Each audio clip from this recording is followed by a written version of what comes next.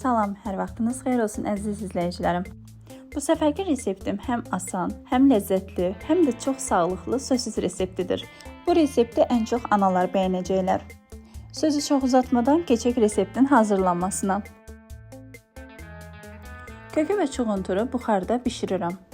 Qeyd edim ki, qaynadaraq da bişirmək mümkündür.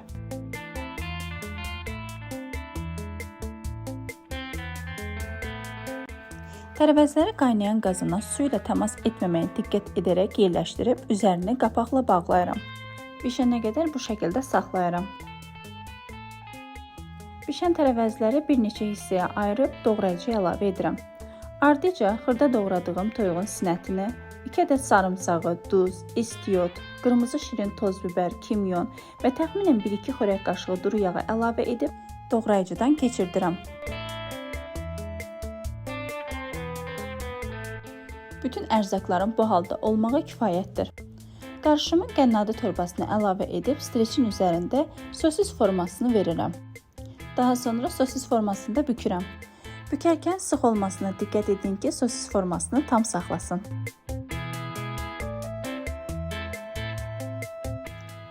Ümumi olaraq 20 ədəd sosis alındı. Bu halda soyuducunun buzluq hissəsində istədiyiniz müddətdə saxlamağınız mümkündür. Mən bir qismini dərhal bişirdim, qaynayan suya əlavə edib qaynatdım.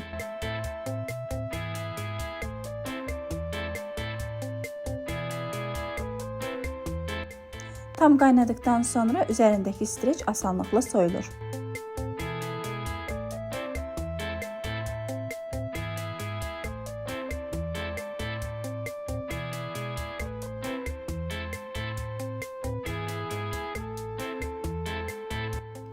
Sadəcə qaynadıb yemək də mümkündür, ancaq mən qızartmanı daha çox sevdiyim üçün kərə yağında qızardıram.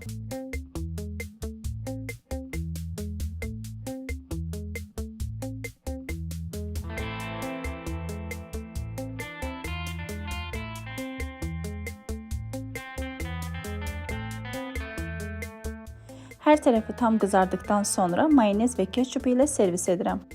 Sözün əsl mənasında çox ləzzətli, ətirli və hazırlanması da bir o qədər asandır. Uşaqlı analar üçün ən ideal seçimdir. Mütləq hazırlamağınızı tövsiyə edirəm.